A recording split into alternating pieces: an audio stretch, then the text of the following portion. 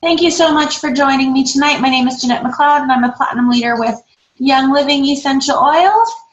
Thanks again for coming on to The Juice with Jeanette, where we talk about anything business related to our Young Living business and how we might be able to make that a success with any kinds of tips and tricks. So tonight I was going to leave it for an open mic and see if anybody had any tips and tricks of their own or suggestions or strategies that they've been implementing that they might like to share with the group. I think cross-line connections are so incredibly important, and I would love to nurture that inside of this group.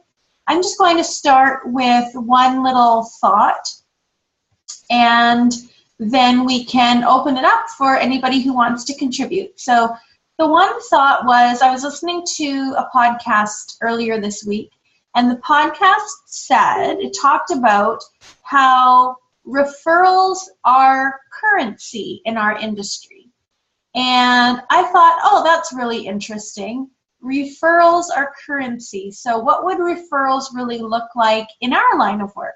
When we're dealing with a product like Young Living, what would a referral look like? Obviously, if we signed up a member and they started loving the product and started using it, and my friend Amy said to her friend Julie, oh, hey, you should really talk to my friend Jeanette. She can hook you up with some oils. Yes, of course, that's a referral. But you know where else is a really great opportunity for referrals that we don't want to miss is when we do a home event. When we teach an oil class at somebody's home, we are among a room full of referrals. And we want to navigate that carefully, I think, because when we give our presentation, of course, and we're selling ourselves first, and we're forming them, and we're building rapport and relationship with them, they essentially are all referrals inside your business, to your business. So I thought that that was just a really interesting way of looking at it, how all of these people are referrals, and that's currency. That's absolutely currency, because that's what's going to help our organization grow, which is exactly what we want it to do. So just treating them as such. And I think too, I had read a question about how to best present yourself on social media and what you want to be doing in the way of social media. And I've talked before about being on social media, not wanting to give calls to action. And if you want to know more, contact me. And if you want to get in on this order, private message me. They already know how they can get a hold of you. The best way to leverage social media is to live like a normal person. That's the best way to leverage social media.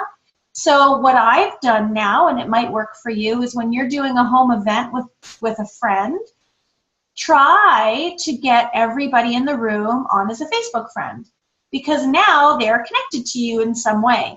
So if you're just forming them and, hey, look, stay connected, I whip my phone out. What's your name? Find you on Facebook here so you can add me. I'd love to connect with you later. I'd love to stay in touch. But then you're being strategic. You're not being that annoying person, that annoying network marketer, but you are able to keep that connection, and you are also able to keep exposing them to things. So, for example, if you drink nitro, you're going to take a picture of an empty package of nitro, or you drinking the nitro saying, I don't know what I'd do without this wonderful stuff. So that you can just kind of expose people to what those are. So referrals are currency in our industry, and our referrals and currency can come from home sessions. And then how are we going to stay exposed to those people? Social media is a great way to do that. So that was just my thought for the day. I'm going to end it there, and I'm going to go into gallery view and see we've got 13 people on tonight. So I'm just going to let you unmute yourself as you see fit. If you have any questions or comments in particular, feel free to unmute yourself so we can have a chat.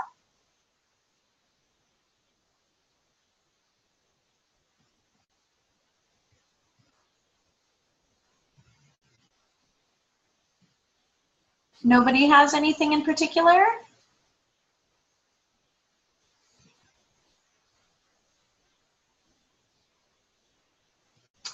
Last night we did an event in Red Deer, and I was approached by a young girl. I think she's about 20 or 21. And she said it was an event that we'd done as Crossline. It was Chelsea, me, Kirsten, Tina, a few of us. And she was at this event, and she approached me after, and being so young, and she just finished her business diploma at college, and said, I think I want to give this business a try. So you think you want to give this business a try, and she feels like she's young. So this is the dilemma I had, and I'm curious to know what you would have responded with here.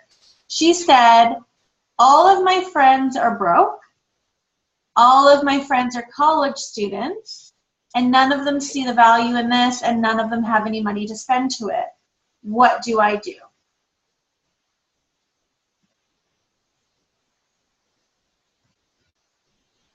What would you suggest?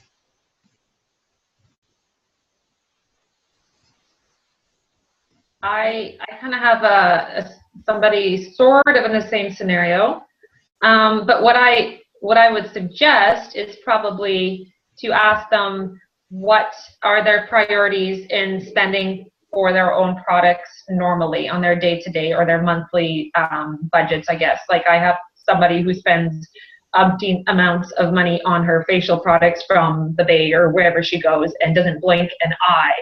And when it comes to placing an order for something that is higher quality, it's hard for her to understand why. So I don't know, maybe kind of just ask where their money is going with some other products that they could probably transfer by, that they're going to buy anyway. That's kind of my only suggestion. I don't know. Okay, transfer by. So these are all young people. So you can probably be, sure that they're shopping at Walmart and they're getting very cheap product. So I don't know, Nicole, what do you think? What would you say to somebody? Me, Jeanette? Yeah. That's probably one of the things I would suggest is transfer buying, I guess. I would ask them like what they spend their money on now. That's a really good idea. Sorry, I'm not thinking clearly right now. No, that's okay. That's okay. Does anybody else have any idea? So she's young. Andrea, you've been in this position. You're young. Your friends don't care. Yeah, that's tough. Transfer buying, that's a good one.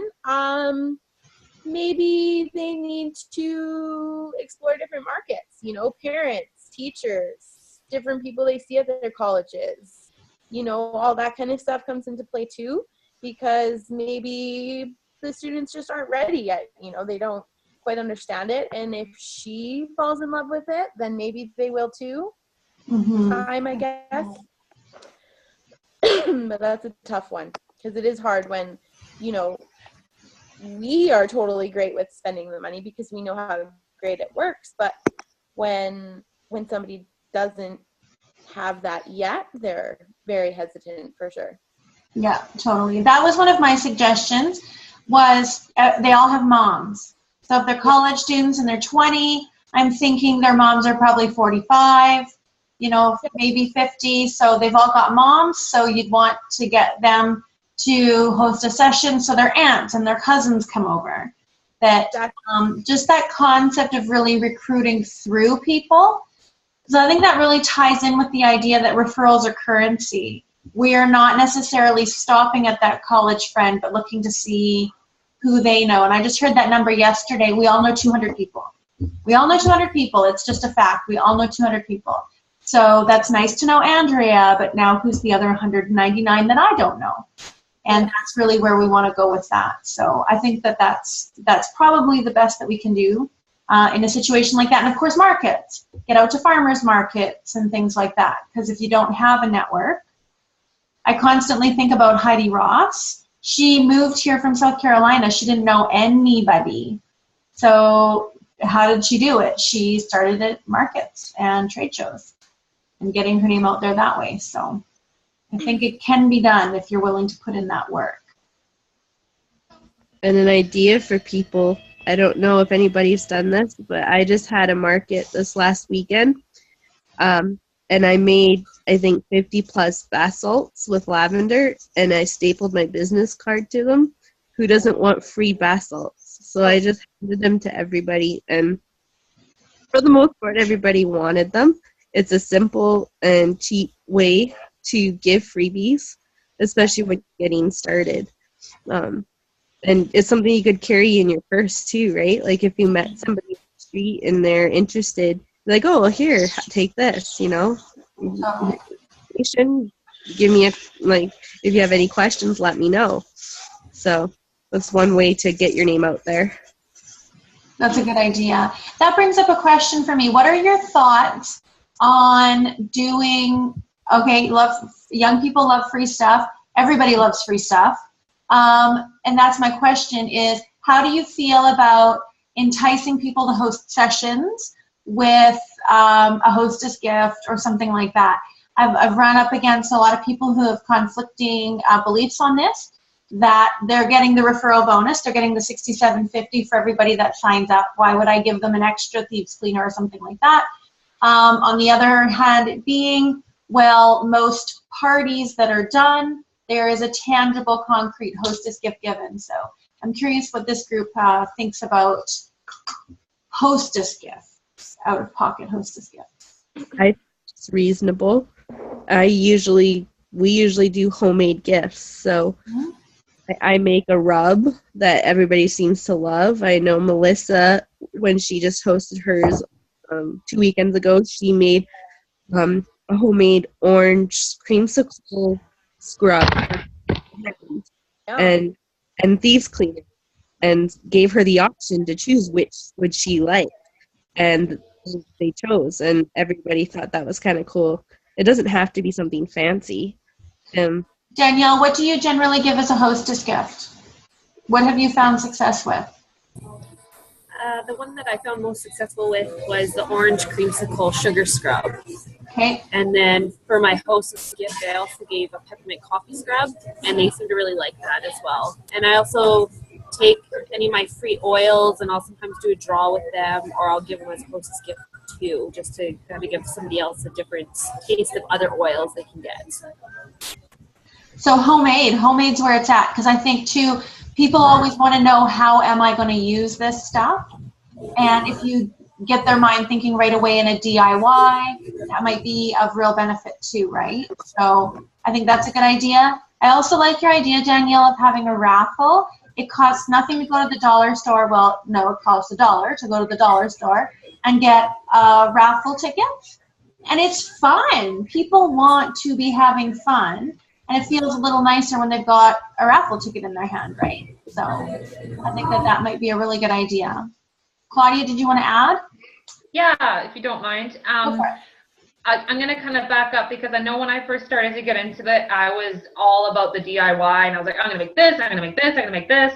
And it got a little out of control, because with that is, I know you had a post about it a little while ago, with that comes the art of duplication, when people see that they can't duplicate you making this amazing stuff, and then they're kind of scared off, or they're asking, hey, can you come show me how to make this, or can you bring all your stuff to make this? And now I'm at a point where I'm like, oh my God, I have to stock all this stuff to bring everywhere. And so simple gifts are totally the way to go. Anything, like you said, you can throw in your purse.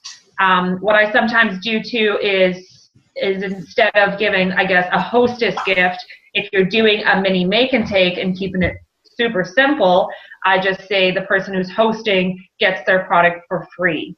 So like gets their, say, rollerball and their thieves cleaner for free. So it's not really a gift. You just say, hey, you don't have to pay me for. So it is a gift, but I guess it's how you word it. Free and gift, I guess it's the same thing. But so I've kind of that was sort of something to book sessions, is to say, hey, if you do, you don't have to pay for your products, but your guests do, and depending on what you're making, I guess. But yeah, it's a fine line between make and takes, showing people how to be DIY, and then showing them how to not go overboard, because that's tough. Mm-hmm. Yeah, it's true.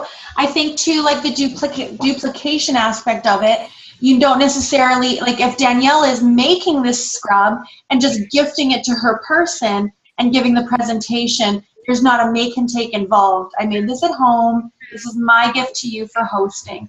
So the duplicability factor, I think, is a little bit easier. I agree with you, though. If you're going to get into all the make and take, you're probably going to corner yourself into people saying, can you come over and do that again? Where it's like, no, that wasn't really what I was thinking. There's also a few. That's exactly. Yeah. There's also a few, lots of leaders in the States that I've been watching. And they really go toward, instead of the DIY, just getting more product in people's hands. And what they've done, and I've done this now, and I really, really love this idea, is I have this nice little container, and it's just small, so in the palm of my hand.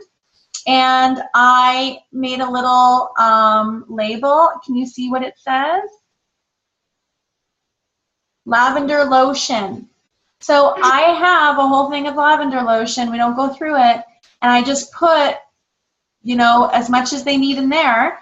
And then I printed off, it's plastic. It's a little plastic container I got from Voyager soap and candle. And I bought, 100 of them. And it's a little squirt. I've also got this, and I've put in just enough for in here. And then I've got a little sheet where it's like an information card. And dollar store little bags. And I throw it inside. And now they've got the actual product in their hand. Because I'm not a big DIYer. But this is a great way to get things in their hand. Another thing I did, having the event last night, because it was a bunch of cross lines, the people that I prospected and invited to come, I told them they'd each receive a gift from me for coming. So I got a little roller ball, and I put in Ortho-Ease. And everybody got a little Ortho-Ease roller ball sample when they came. And I put it in the bag, and because I had a whole bottle of Ortho-Ease, and this way they can actually, it's kind of like deep relief. They can just put it on, and I put my card inside of it, and there's also like a little card that tells you what Ortho-Ease is. You could easily just print something off from the back office. So that's what I did. So I'm kind of looking at, instead of the DIY, I'm looking at like some of the little stuff that we can actually give them actual product that we have. So I was even thinking like a little homemade deep relief would be nice to put in a roller ball. You could fill it up half with Ortho-Ease and add peppermint and Panaway or whatever, and you could use it as an Ortho-Ease. So that was my idea too. So if you're not keen on the Ortho or on the DIY, that might be a neat little thing too, to have these little sample things ready to go. So yeah, so that's kind of awesome. Let me just check any other facial products or creams go bad in the containers. I tried this once and they went brown. I have not experienced that, but I've only also done the lavender lotion and the mint scrub. I haven't tried anything else. I'm not sure why it would go brown. But I only portioned them out, a hand cleaner and a thieves spray. Yeah, that's awesome. Really good. Yeah, because like it's real product, right, that you're getting into their hand. So yeah. It was the toothpaste that I tried, the Kid Sense. I thing with plastic little containers, and they said that it went like bad within a couple days because they didn't get to it right away. And I was like, well, that's weird. Yeah. So, I didn't do that again. I'll experiment with that tonight. I'll have to see. Okay. Yeah, I don't know. Jeanette, someone had a post a little while ago, I forget where it was, with all their samples that they give out, kind of like what you were showing. And so, yeah, so Voyager, I'm sure you guys have heard of Voyager. If you have any other place that can get little containers, but they've got like a ton of teeny tiny tins and little foamer bottles, and just really, really small, just enough to like try it and then get them hooked, because I think we like to give them something a little bit larger, and then they've got enough that they don't need to buy more, right? So yeah, and they were doing that with like the Thieves laundry detergent, the dish soap, like all that fun stuff. So Voyager has lots of great sample tiny bottles, just a heads up. Yeah, totally. Is it an online? Cheap. Is it an online store? Yeah, it's out of BC. So it's all Canadian pricing. Cool. So Claudia, can I get you to post the link for Voyager on Momentum? And Danielle, can I get you to post the recipe for the orange scrub or the coffee scrub? One of those I think would be awesome to share, if you don't mind doing that. And yeah, so we're already at 8:50. Does anybody have anything else they'd like to share? I think that was pretty nice conversation. I do have one more question, and just kind of came up 2 days ago. I don't know if anyone's, I'm sure people have experienced this, but I had somebody who was super interested in oils, and so I connected with him and got on the phone, helped sign up. And then he said that he wanted to do a large order, so that he would, we got off the phone and he would shop around and see what he wanted to buy. And after that, it's like he fell off the face of the earth. Like nothing's happened. I've tried to contact him a few times and he just died. So I'm sure it happens to everybody, and you don't want to be the cycle that keeps asking him. So at that point, what happens with an, like, I know the account is already set up. There's no way of like undoing. Do you know what I mean? Like if he decided, no, you're just, it's too bad, hey? Okay. But he didn't buy a kit? No, he said he wanted to wait because he saw that there was, he's like, do they do monthly promos? I said, yeah, they do. So I sent him it. He said, cool, I'll take a look because I want to place a large order. I said, awesome. And then I followed up, asked if he had an opportunity to look at it. I offered some help, and it's like nothing. And I mean, how many times do you beat a dead dog? Like, do you know what I mean? You can't. I've done everything I could have, really, without being psycho and knocking on his door. What's the best way to ride a dead horse? To ride a dead horse? Dismount. Dismount. Yeah, that's kind of where I'm at today. Yeah. Yeah, just dismount. It's fine. Yeah.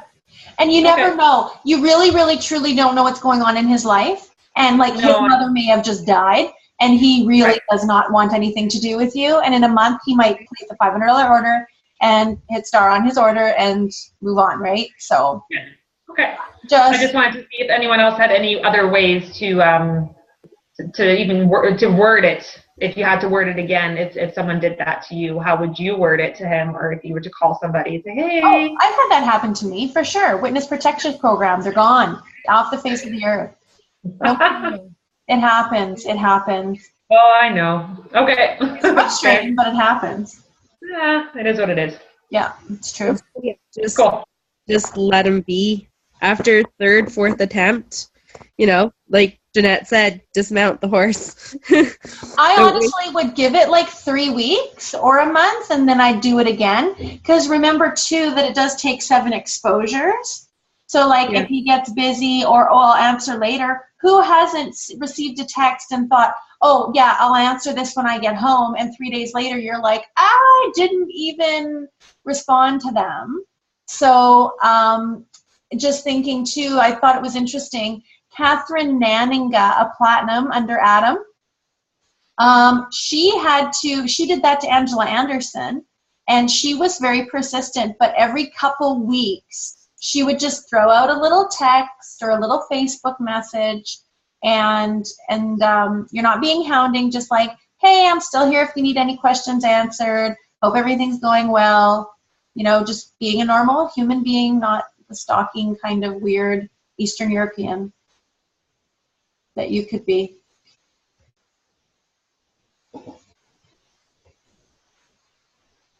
Love you, Claudia. Crazy Pollock, yep. Yeah, crazy Pollock, Claudia. Okay, thanks, girl. Yeah, no worries.